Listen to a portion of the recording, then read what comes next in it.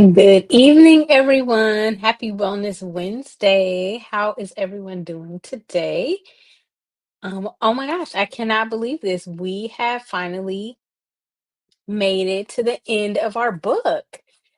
So, we have been reading for weeks now, at the months at this point. I don't even know when we started. I'm not really good at dates and everything, but for quite some time now. We've been reading The Ten Commandments of Black Economic Power by Dr. Boyce Watkins. And tonight, we are actually going to be wrapping up. We are finishing the book because our next book is going to be my book, which is called Think, Learn, and Feel Rich. And if you hadn't gotten your copy yet, hey, Jen, hey, how are you? So glad you can make it. Hope you had a wonderful day. So if you haven't gotten a copy of your book, my book, I should say, you can go to Amazon. It'll get to you probably tomorrow or the next day at the latest. And it's called Think, Learn, and Feel Rich. So, or you can just go to www.beyondthebusyness.com, which is right there on your screen. And so, if you are here joining me, let me know where you're joining from. And congratulations on making it to the end of the Ten Commandments. Thank you for having your copy, Jen. Jen got her copy, so she is ready for the next book club. So, I was thinking about some content, and one of the ideas was to talk about, books that I'm reading that have leveled up my life, especially in the area of wealth. And so, that is what I want for each of you to bring books and different concepts to help you level up your wealth. So I live in LA all day. I don't know what else to say. Hey, all right. Okay, so let's jump in. Let's finish our 10 commandments. And so here we're gonna start on page 185. And hopefully I sound clear because I have these new AirPods, y'all, and I really don't like them. They're not for me. Okay, so the last sentence, I'm taking the last two words from page 184. He says, Dr. Boyce says, income certainly provides an opportunity to have access to the cash flow necessary to build a pile of wealth. So if you are just joining us and you weren't here with us last week, we were talking about income is not the only source of wealth. It's a tool that helps us build wealth, right? And to purchase assets and things of that nature, but it is not necessarily going to directly get you to wealth. So it'll help you create cash flow, which will help you buy assets, which will help you get to that wealth, right? Because we want our money to go out and make friends, right? That's what I like to say. You want your money to go out, make some friends, get some other dollars, and bring them back home. Or better yet, you want them to go out and make babies. However you want to put it, right? And so I really, really like how Dr. Boyce broke down the factors that determine your financial success, right? So let's jump into those. So the first one is equity, like equity ownership in the venture. So that's if, for example, like Jen, she has a family business, or her family had a business, and let's just say that the creator of that business offered other family members the opportunity to be owners, right? So maybe some people are 50% owners. Hey, Natasha, thanks for coming.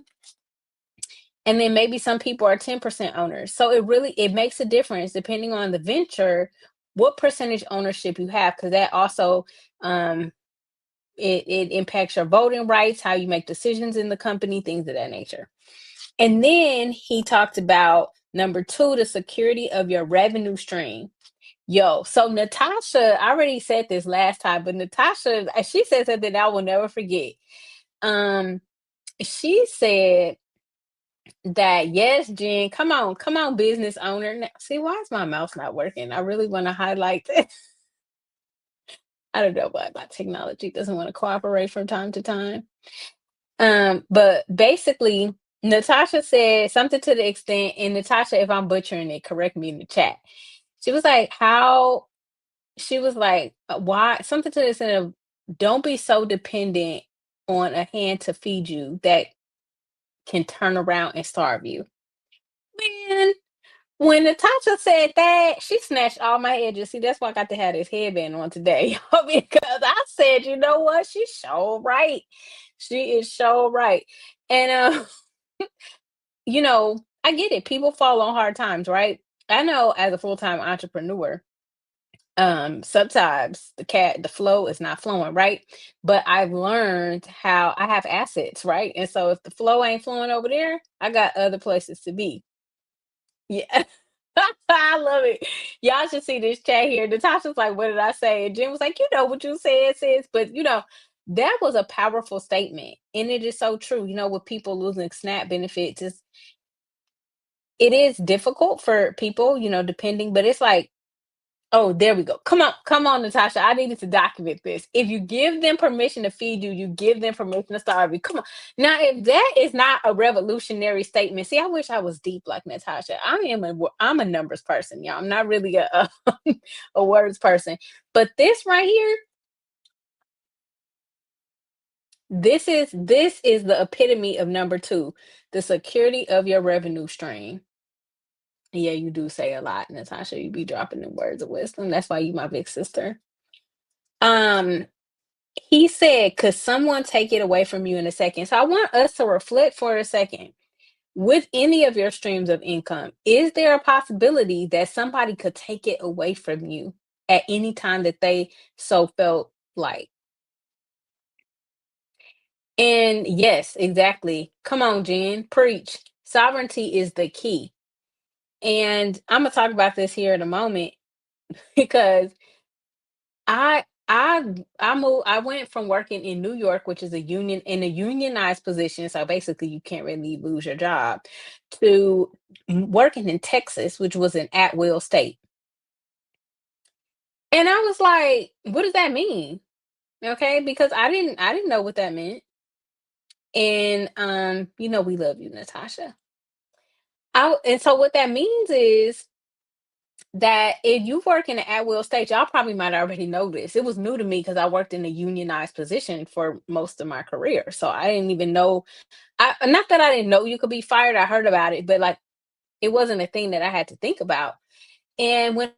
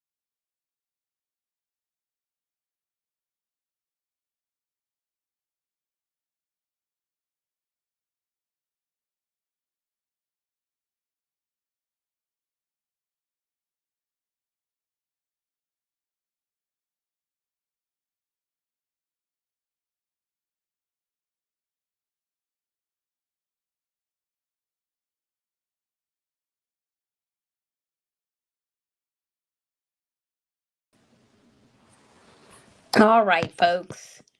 Thank y'all for your patience. I appreciate it. Hopefully you can hear me and see me now. Okay. So we're just gonna keep rolling with it. I don't know, my computer froze. So I am using my phone. You can see my lovely BTB headquarters. Here it is. Many of my mini books over there. So it's real wild. Okay. Yes, I know. I don't know. I was doing so well with not freezing, Jen. I don't know what that is um all about. So I know I was talking about being an at will state. So thank you, Natasha, for reminding me about that. Oh, thanks, Natasha. So essentially, I'm in Texas, and they're like, yeah, like if you get let go, like you have to leave immediately. Like you just got to pack your stuff and leave. And I'm like, that is wow. Okay. Um. Yeah. So. Oh my gosh, y'all. It is freezing in my house, okay? And I don't have the heat on right at this minute because my office is small. And so it's still kind of warm, but I just can't get warm, because I was just in Dominican Republic and it was like 90 plus degrees every day. And so this 37 feels like 24 foolishness is not for me, okay? But we're not here to talk about my strong dislike for winter. That's okay. I'm going to hibernate. And no, I don't know, it's my computer. I have too many tabs open. I'm like a tab junkie. Okay, so if my computer is new, I'm like, computer, come on now. All right, so let's get back to our economic lesson. So number 3, he said the number of revenue streams you have. So back in the day, they said, yes, hey, Lawana, girl. Hey, girl, hey, that's my boo. I just met Lawana in Dominican Republic. And that's my friend, and we're gonna meet up soon. Lawana, I think I'm coming to see you next month, so we'll be back together. Yes. Jen is asking about my doo-doo and boo-boo. So for those of you who are new here, I live for the chat. Okay, so this is about you. This is a book club, and yes, we are discussing our book, but I want to know what you think and what you want to know. So I live for the chat. So Jen, Doo Doo and Boo Boo, I'm gonna send it to you. It's on Instagram. It is my guilty pleasure, and it is animated a brown bear and a white bear, or sometimes it's a pink and a purple. And it's based on a couple that really really love each other, and it's just so adorable. It's just cute. So it makes me laugh and smile, and it brings joy to my heart. So that's why I watch Doo Doo and Boo Boo. Janice, hey girl. Yay! It's so great to yay! So many new folks here today. Wow. Okay, so this is what I'm talking about, Natasha. So for those of you who just came in, or I know I froze for a little bit, basically we were talking about how secure is your revenue stream. Okay, and I was talking about my experience of working in Texas, which is an at-will state, and I had come from a unionized position for like years, for over a decade. So I didn't know anything about at-will. And basically they don't give you notice. They're like, if they say you're fired, you gotta go, right? So your income is based on how they feel, right? But then when you quit, you got to give them 2 weeks, which is accurate. Like, it doesn't make any sense, right? They have no respect for you when they want to let you go. But if you want to leave them, well, actually in Texas you don't. You don't have to give that much notice. You can just walk off. So that is what we were saying there. And then no, I don't know about Pumas, Jen. So the third thing is the number of revenue streams you have. And so I know back in the day, they talked about millionaires having 7 streams of income. So that's something that I have always aspired to. Does anybody know if it's still 7? I didn't look this up specifically, but there's various ways that you can have streams of revenue, and not always necessarily having it be tied to exchanging time for money, right? You may have a job, you may have a business, and you may have investments that can be a source of income. You may have an inheritance or something, like some people, their parents had retirement funds and they actually still collect that money. So there's various ways in which you can have streams of income. So I'm just curious, for you all, how many streams of income are you aspiring to have? And no judgment here. Maybe you're just like, you know what, I'm content with 3 or 4. But I always say that, and Dr. Boyce has said this before too, it can be dangerous to rely on one source of income, especially if a lot of it depends on you actually being present. Because what happens if your employer decides, okay, you're not employed anymore? What happens if you're the sole proprietor in your business and you can't work anymore? And so I want you to think about that. And let me know in the chat, how many revenue streams are we going for? Because this is a wealthy group.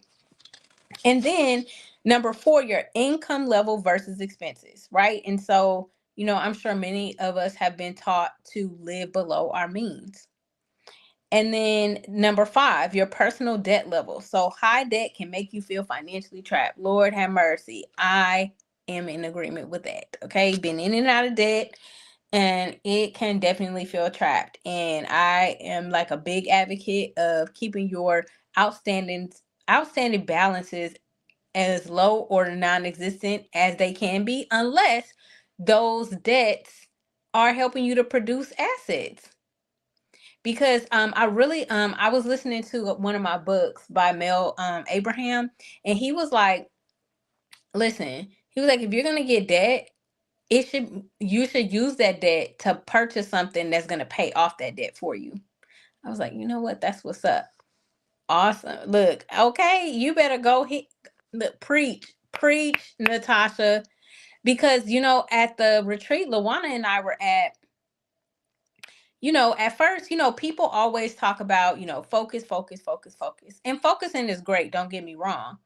But I was always like, people are always like, oh no, you can't be over here doing this and you can't be over here doing that. Well, that is a limiting belief, because if I want to have a finance business over here, an education business over here, and an AI business over there, guess what? I can do it. Because you don't have to work 40 hours a week in your business, in just one business. You get to decide as a entrepreneur. Okay, come on, Janice. I love it. 7. Okay. That's right, Jen. 4. I love it. Excellent.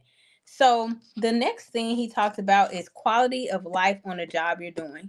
Is this job destroying your health and family?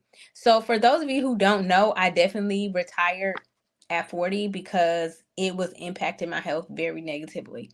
I loved what I did, but it wasn't it. It wasn't for me. Come on, look, Natasha. See, Natasha. I was just listening to the song this morning. You better drink your water and mind the business that pays you. Come on here and preach, okay? That's what you have to do, okay? Because yes, indeed. But one thing that was important to me when I went on my journey to find myself, and I started at the end of 2017. I was a recovering overcommitter, a workaholic, always ill. And I was like, I do not want to live a life where I am killing myself working for someone who does not care about me. And even though I'm self-employed, I still, and I want to encourage you all, even if you're self-employed, what's important to you? Dr. Boyce always talks about priorities like family. And so, like, when I'm on vacation, and my friends know this, I know some of y'all know, I do not respond to text messages. I'm like, you got a whole bunch of other times that you could talk to me. When I'm on vacation, I'm on vacation. I am checked out, and I am present and enjoying myself, because I know people, who don't do that. They're like constantly on. I'm like, but how are you enjoying yourself and being present and enjoying life if you're always on? Okay. I love it. I love it, Janice. Janice is multitasking over there. Janice, you can rest. You can rest your mind. You don't have to multitask. All right. So number 7, he says how much time you have to spend on a job. So honestly, I'm working towards a 4-hour workday. That's my goal, because I want to spend the rest of my time to work on me, my mindset as a person.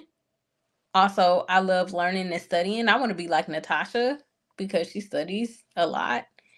And I find that difficult because I have to do a lot of research and preparation for clients and everything, which I do love to do, but I don't, that limits the amount of time that I can study. And then I also want to have time with my husband. Like today we got to eat dinner together.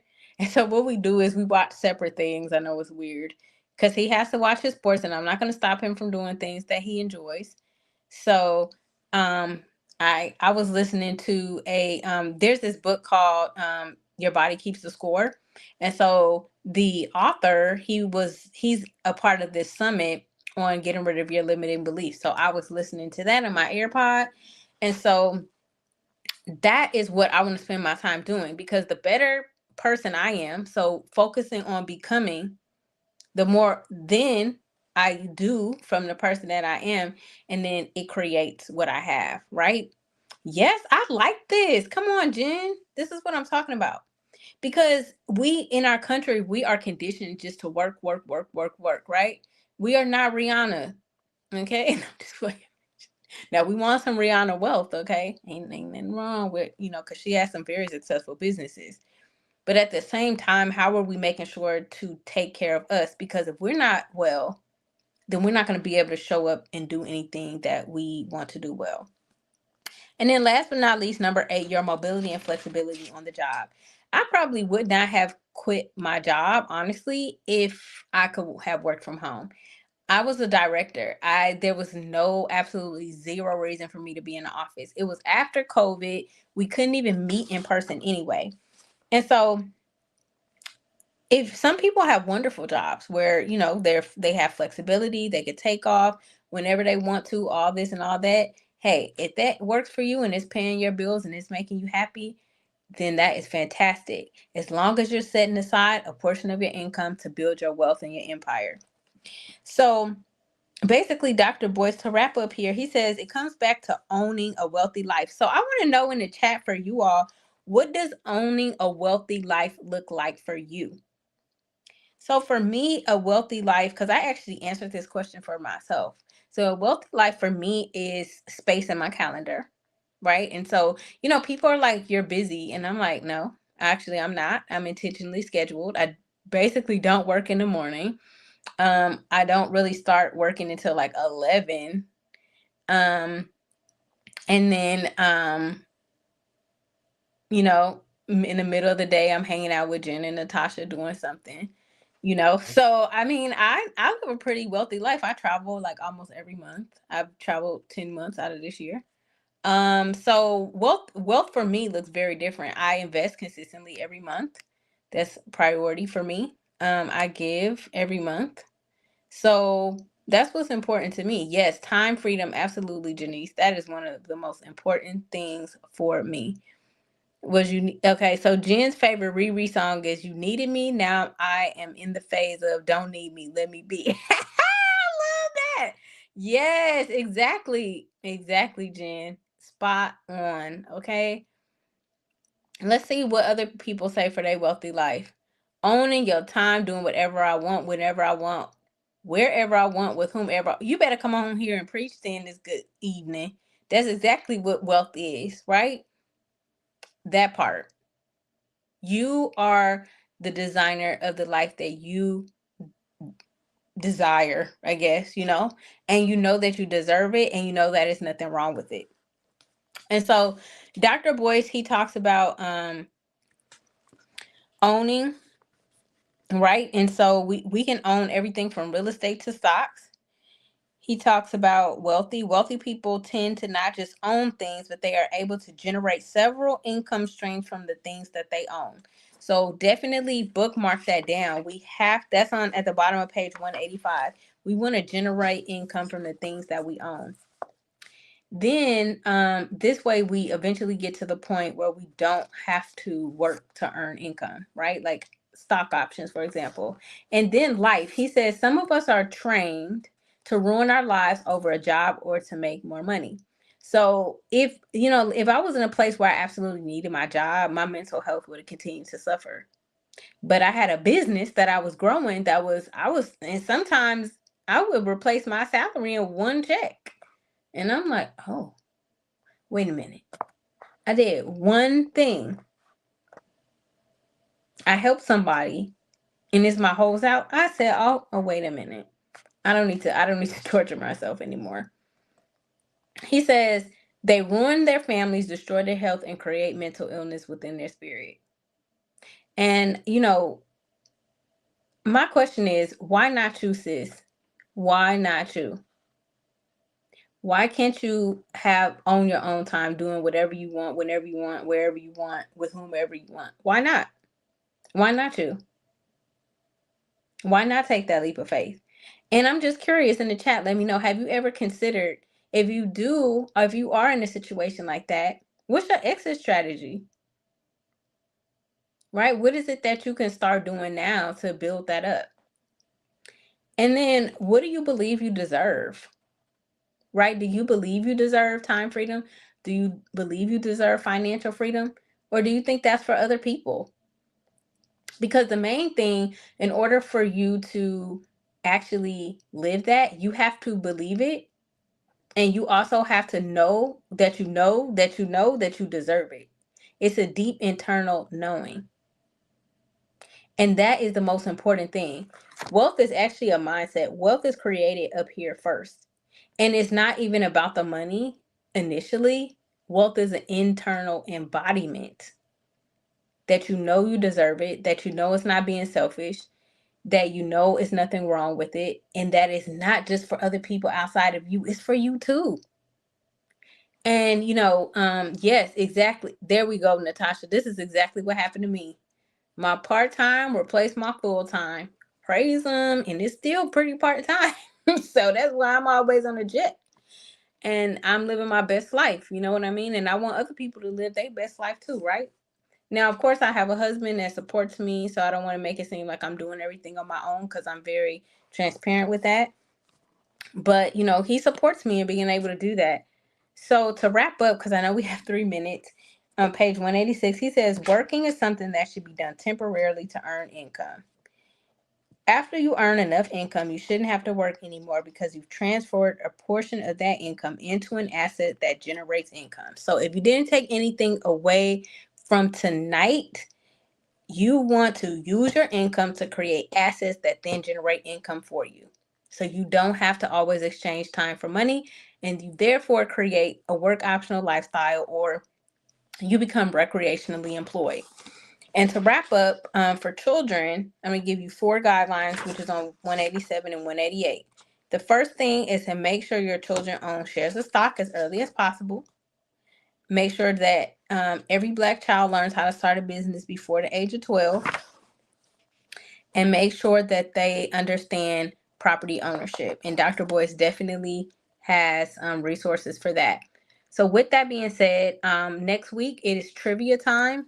So I have these lovely handy dandy flashcards right here with trivia questions that go along with the book, which is the 10 Commandments.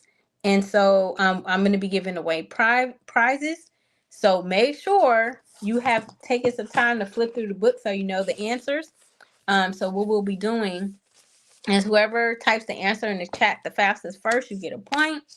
Straightforward, simple. And then we'll go from there. So we'll be doing some prizes. So I hope that this was a helpful session and a helpful book. Thank you for those of you like Natasha and Jen who came every week to support me. I really appreciate it. Yeah, girl, you better get your silver fox support, Natasha. Yes, indeed. Praise him and glory be to God. Like I tell my friends, they need a grandfather. I'm like, hey, get you a granddaddy. Hi, Junior James. That's my cousin. Junior, are you from the UIB market? Oh, awesome. So, gentlemen, as well, you deserve to live the life that you truly desire, and you deserve to have wealth because, as Natasha has taught us, great to see you, Junior. We come from greatness in Africa. Okay. We come from dynasties, kingdoms, and amazingness. Okay. And so, guess what? It's time for us to reclaim the great people that we are. Well, it has been a pleasure. I'll see you all next week, same time, same place. Next week is trivia. And then the day before Thanksgiving, if you want to just put me on in the background, I'm going to be talking about how I went from overworked to financially free. And Jen wants Warren Buffett. I love it. I love it. Yes, indeed. Might as well, girl. Get you a piece of the cut. Thank you, Luana. Yes, we are royalty. So with that being said, I'm going to head out and go on over to book club now. And I look forward to seeing you all next week for trivia. All right. Good night, everybody. Thanks for coming.